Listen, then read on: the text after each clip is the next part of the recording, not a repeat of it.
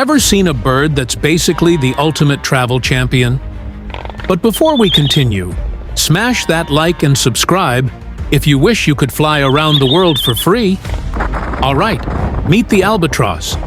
This giant seabird has wings so long, over 11 feet wide, that it barely flaps them. Instead, it just rides the wind across the ocean for thousands of miles. But here's the wild part.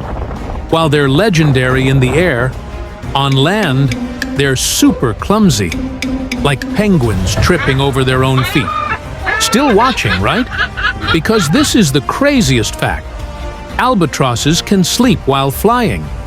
So next time you think a long flight is tough, just remember, the albatross can circle the entire planet without ever